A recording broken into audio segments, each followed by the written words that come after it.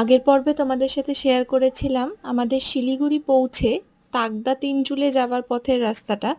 তো এই পর্বে তোমাদের সাথে শেয়ার করব আমাদের নেক্সট ডেস্টিনেশন, মানে যেখানে আমরা ফার্স্ট ঘুরতে গেছিলাম ফার্স্ট ডেতে, সেটা হচ্ছে তাকদা অর্কিড গার্ডেন।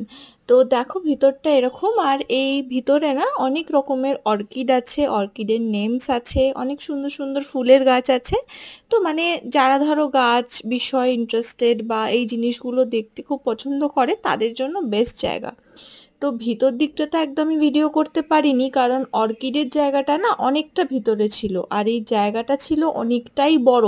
তো পুরোটা তো কভার করা সম্ভব হয়নি, বাট তাও আমি যতটা পেরেছি কভার করেছি তোমাদের জন্য, যাতে তোমরা কিছুটা হলেও বুঝতে পারো। আর ভিতরটা কিন্তু ভীষণ ভালো ছিল, যেহেতু হালকা হালকা একটা ঠান্ডা ভাব ছিল, এই রোদটা কিন্তু ভীষণই ভালো লাগছিল আমাদের। আর এখানে কিন্তু কস্টিউম পরে ওখানে যে মানে কি বলবো ট্র্যাডিশনাল যে কস্টিউম, সেগুলো কিন্তু পরে ছবি তোলারও অপশনস ছিল, কিন্তু আমরা সেটা নিইনি, কারণ পরে আরো অনেক জায়গায় সেটা পাবো, তখন আমরা সেটা ট্রাই করতে পারবো।